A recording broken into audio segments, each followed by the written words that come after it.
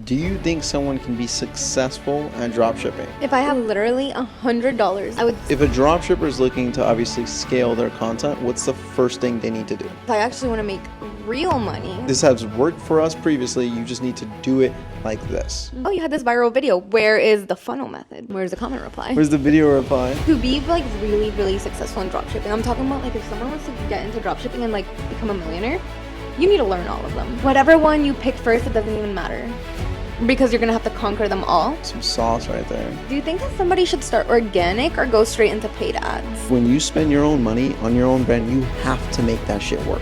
How much money have we spent on advertising? More than 10 million. This is basically everything we've learned as a beginner. Meta versus TikTok. Meta. Why? It's easier. Why? Because it requires less content. Okay.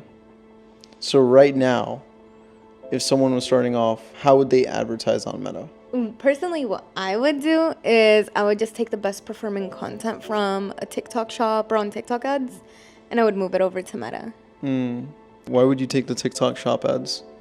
Because they've already been proven to work. And that's what we do in our business. Whatever works on TikTok, honestly, everything that works on TikTok, we move over to Facebook, and it ends up performing there too. Valid. It's a valid point. But I also think it's very important that someone learns the valuable skill of content creation. And for that, obviously, he would go to TikTok. So although it would be quote unquote easier to advertise on Meta, you don't have the skill of content creation. So you can only scale that up to a certain extent, stealing or borrowing whatever people's content. Right? If you really want to go somewhere long term and make like the real dropshipping money, and I feel like people don't really talk about that enough, and it's the fact that real dropshipping money is made once you kind of drift into branded dropshipping. And at that point, you can't steal content that you see online. You have to create your own. So the dropshipping part of the journey before it turns into branded dropshipping, I feel like it should be like a learning stage of learning what good content and bad content looks like, learning how to run the ads manager, learning how to do influencer outreach, and kind of really just learning how to understand content. So basically you're saying a beginner needs to understand content in general. Yes. Question. Do you think someone can be successful at dropshipping without understanding content? No. I don't think that a new beginner can be successful at dropshipping without understanding content, because it's so content heavy. Regardless of what platform you're on, it's consistently going to be testing new creatives. And that's like mostly it. And then once you get to a point, it's going to be hiring influencers or hiring UGC creators. And if you don't know by that point what a good piece of content looks like, you won't be able to look at an influencer's profile and immediately within 3 seconds know if they're going to be able to produce a good content piece for you. Whenever you are hiring a content editor, if you don't know what good pieces of content look like, they're going to make all these videos and you're not going to know if it's good or not. Then you're going to put advertising money behind it and like lose your money. Yeah. Just because you didn't learn how to create content. But do you think someone needs to actually create content? Or do you think they can outsource it from the jump? I think it's important to create the content at first yourself. Like, again, what I said earlier, so you know what good pieces of content look like and you know kind of what works for your own business before you get somebody else in there. Because if you don't know if you don't know what works and what doesn't work for your business, how are you going to know if the person that you bring into your business is doing a good or a bad job? Yeah. How are you going to incentivize them? Like, remember, or no, I'm not going to say his name, but remember the student inside of Elite Ecom? And then he had issues with his content editor. And I asked him, I was like, have you guys made successful content pieces yourself? He's like, we have, but she wasn't able to replicate it. So it's like, if he knew what successful content pieces are already, and he hired someone that can't meet that standard, then obviously it's not a right fit. Back to the platforms. So you said Meta. You would start with Meta, right? If I have literally $100, like you said at first, $100 is my budget.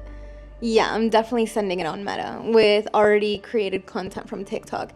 But if I actually want to make real money, like let's say my budget is bigger now, I've done the drop shipping, did well, now I have some money accumulated, I would definitely go the TikTok route. Now that I can test more creatives, I kind of understand what pieces of content worked for my business already.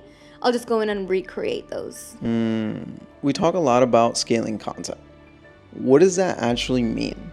I'm glad you asked, because scaling with content is one of my favorite topics to talk about right now.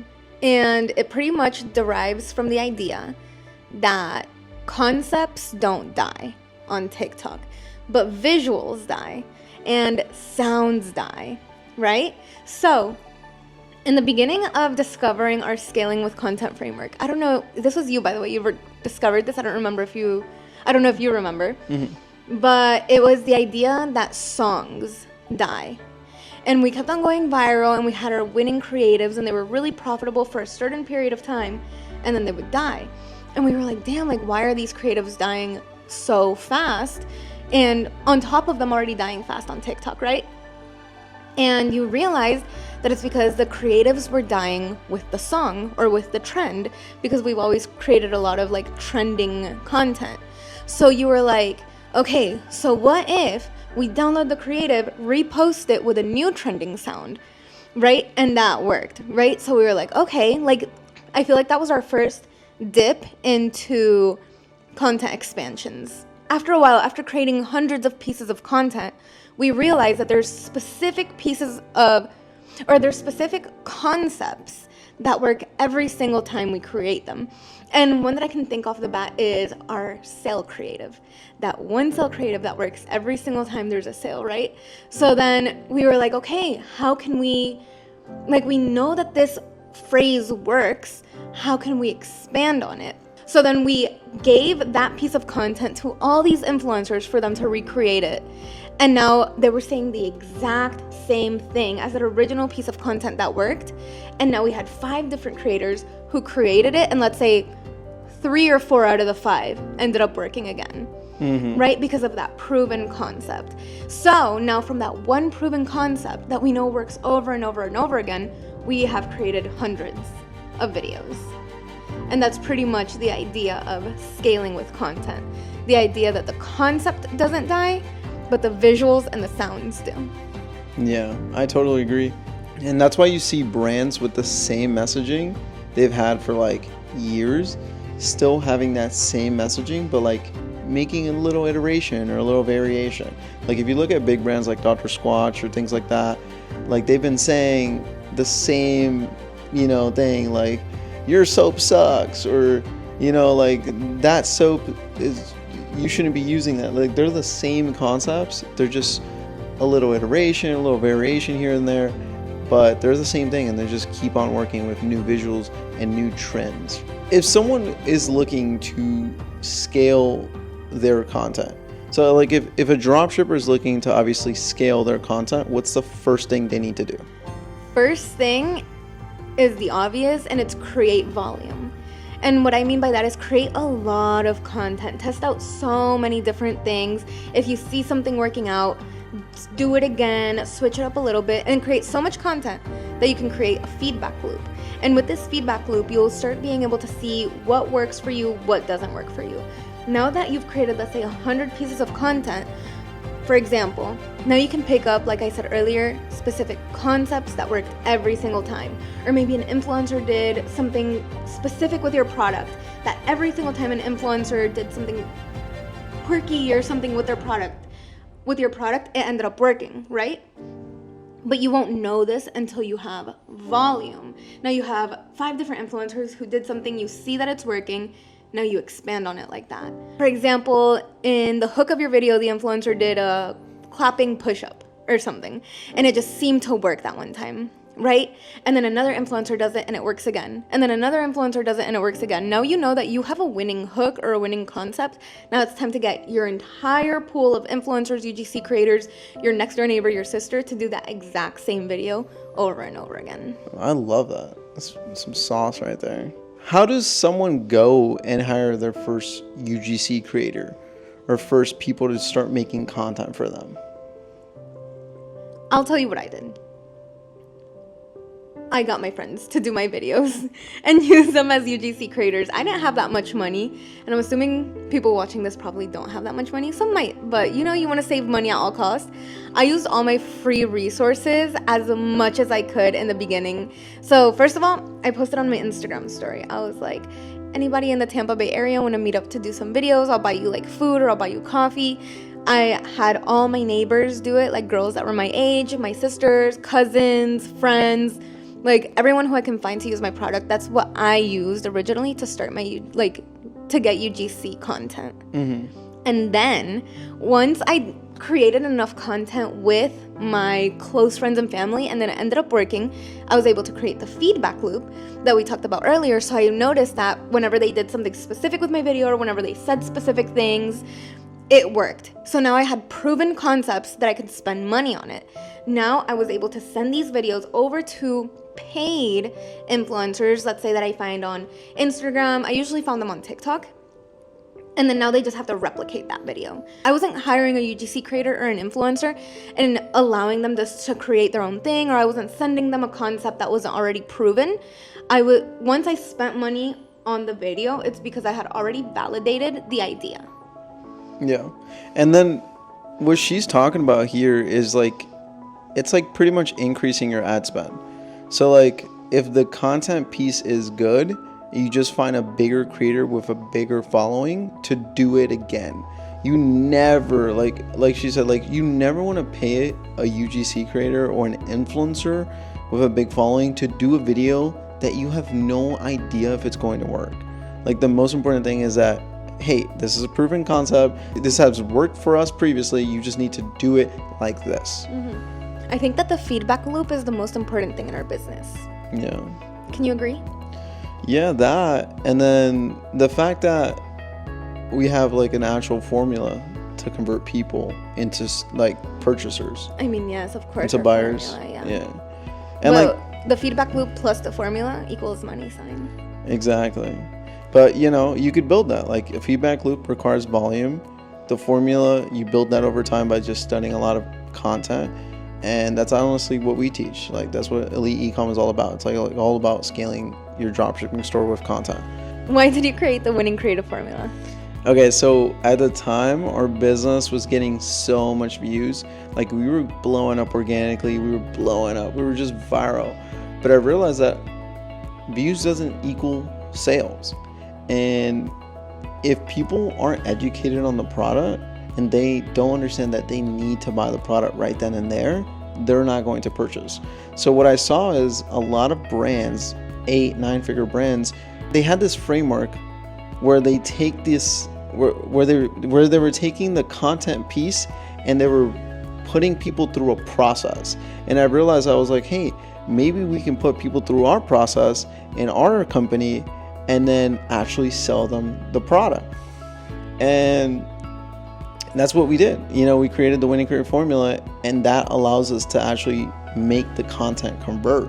Because the thing is, like, views doesn't equal sales. Like, you can make viral content, but that might not lead to sale. But if you can convince someone that they need your product to be successful with whatever you're advertising, then that will convert. And does every single one of the ads have the winning creative formula incorporated into it, or what? About 90% of all the ads, because we still run sale creatives, which is like we promote that we're having a huge sale or a huge discount or something like that. But not all of our ads have the winning creative formula. Yeah. Do you want to talk about all the different ads that we have? Like you just said, we have the ads with the winning creative formula, and those are usually our top of funnel ads.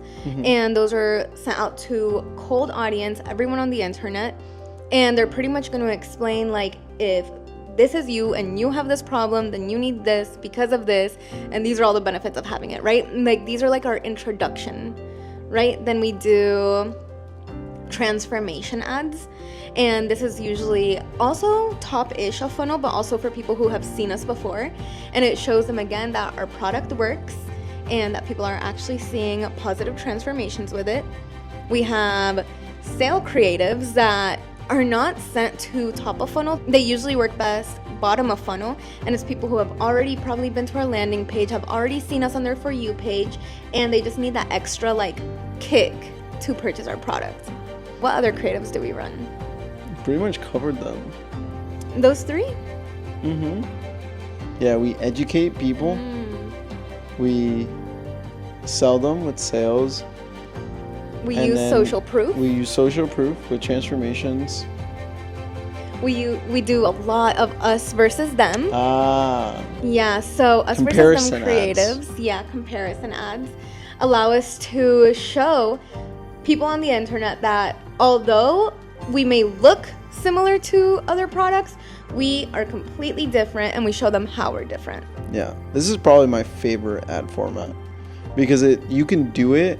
You can compare it to something expensive. You can compare it to something inexpensive. You can compare to your competition. You can compare to everything, and you can go on and on how you're much better. Like my favorite ads that we make, and these are the most popular ads, so you guys can copy them. It's like the dupe versus us, and we'll compare like the dupe product in our niche, and we'll say, hey, like this is their product, these are their benefits, and this is how much they suck, and this is how our product is so different and better. Yeah, I love those creatives too. And then there's one other creative that we run, and it's not usually for high ROAS, but it is for brand awareness. And these are usually like our trendy ads or trendy videos. Let's say there's a trend on TikTok or something, then we'll still run it as an ad, but that's more for like brand recognition. We don't usually expect a lot of sales from those. But at this point, people are getting more touches with our brand, so they're starting to see us more. They're seeing that we're on trend. They're seeing that we got sales, transformations. Like, we're really touching our customers in a lot of different ways, not just trying to sell them all the time. Something really cool that we actually do with our viral ads that we don't expect revenue from, right, is that we use a comment funnel method. Should I expose it? We paid, I don't know, like $3,000 on a consulting call to learn this, so you're welcome in advance. So pretty much when there's a really viral video, but it's not really meant to sell because it doesn't incorporate the winning creative formula, and it's getting all these views but no sales, usually what we do is we take the top comment from that video and we create a new video using the winning creative formula and taking them through the buyer journey, so that viral video then gets funneled into that next video. Like if you use TikTok a lot, everyone jumps into the comment section, right? So that first video in the comment section turns out to be a winning creative formula video that turns all those viewers into buyers. I think he called it the shotgun method or something. The shotgun method, yeah. Fire. I'll tell my team all the time, like, oh, you had this viral video. Where is the funnel method? Where is it at? Where's the comment reply? Where's the comment reply? Where's the video reply? To be like really, really successful in dropshipping, I'm talking about like if someone wants to get into dropshipping and like become a millionaire, you need to learn all of them. So like whatever one you pick first, it doesn't even matter because you're gonna have to conquer them all at the end of the day. So that's when what you said comes in. TikTok is the hardest platform. Yes or no? Yes. So that's why you usually recommend to start with TikTok, to handle like the hardest one first and then move over to Facebook, right? But yeah, like all of them are important, and eventually you're gonna have to deal with TikTok and the content creation aspect of all of it. It's like you want to win big, right? So you might as well go for TikTok.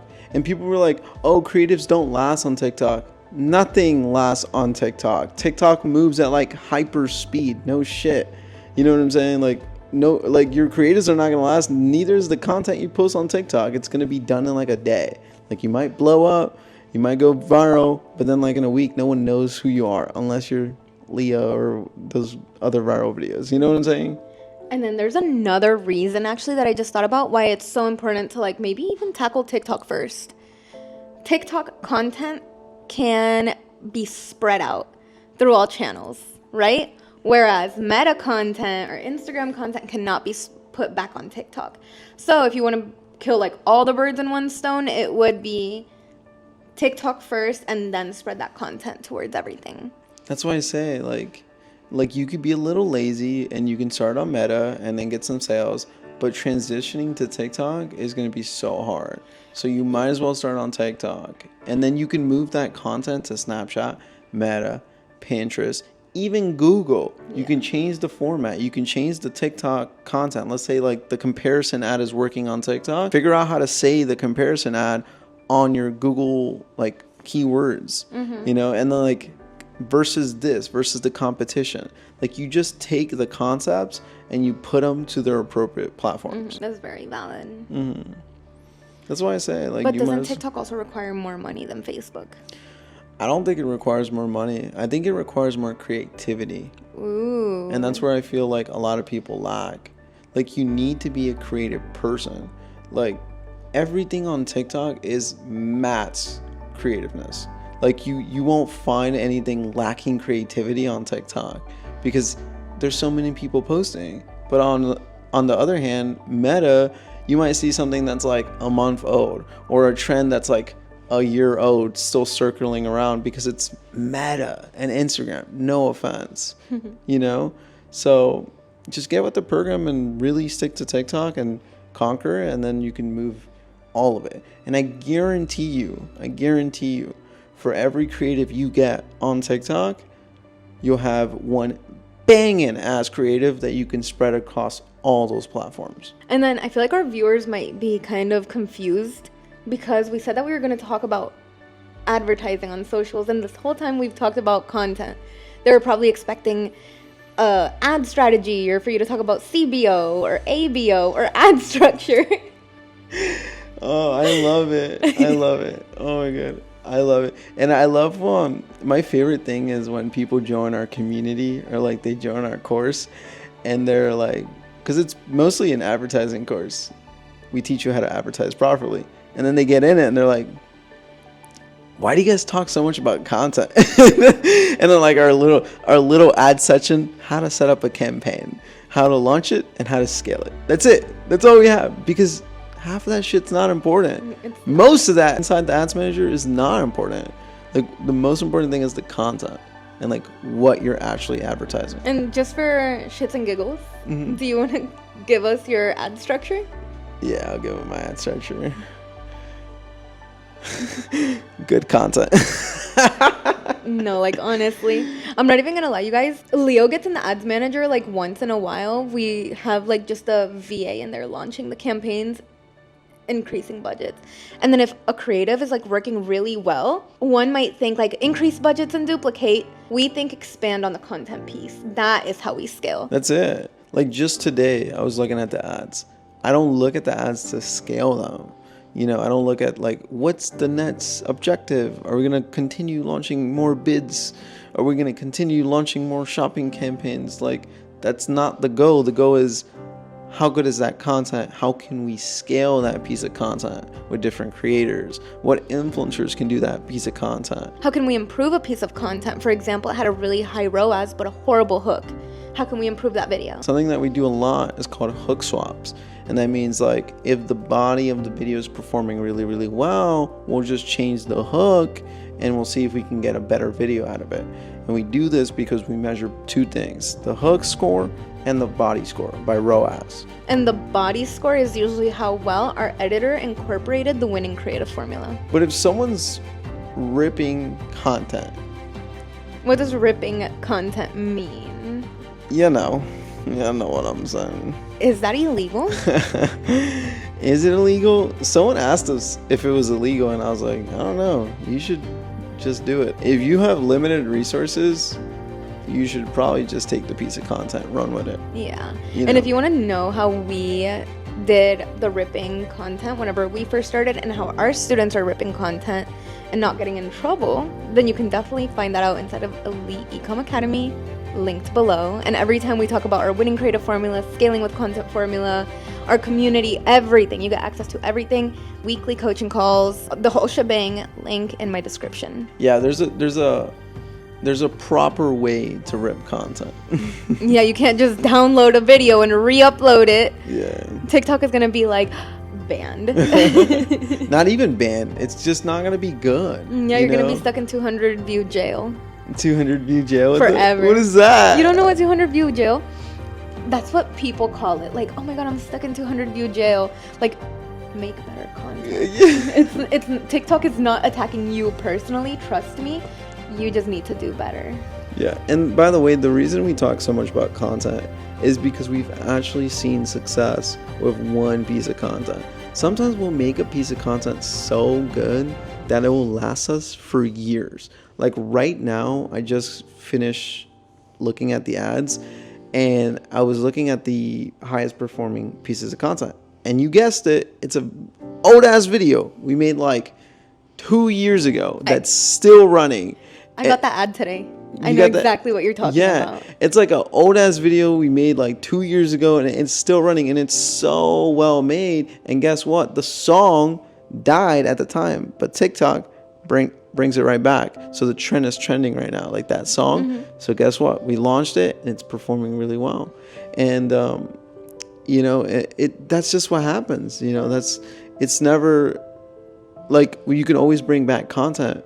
But if it's a good ass piece of content, it'll last you a long time. It might die for a little bit, but you can bring it back. What is a piece of advice you have for somebody who is scared to launch an ad right now? I think you should know what the other side looks like. Let's say you launch a really good ad for your product and it just starts doing really good. And you take it from $20 a day to $100 a day. And then it's still doing really good. You're at like $500 in revenue. That piece of content is worth a lot of money. So like the other side of launching that ad is like you're scared of spending $20 where you can make thousands of dollars per day. And we just saw this. I literally just saw this with a student. Right now, he has one viral ad running for his store. He's making $10,000 per day. He's a student inside of Elite Ecom. And he's been able to do that because he made such a good winning ad. And that ad just carried everything. He hasn't been able to duplicate it. He hasn't been able to replicate it yet, but he's doing that. He's making iterations as he's making different pieces of content. But that one piece of content took him to $10,000 a day. It's amazing.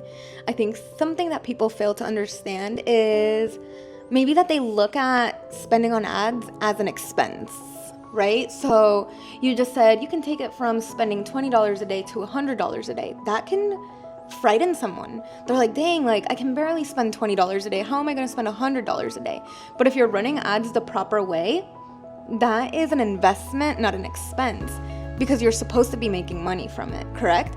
So let's say Leo just said they go from spending $20 a day to spending $100 a day. That only means that the ad was profitable and they made money from those $20. And they made back those $20 plus more. Yeah. Yeah, you should be profitable, especially if you use a winning creative formula.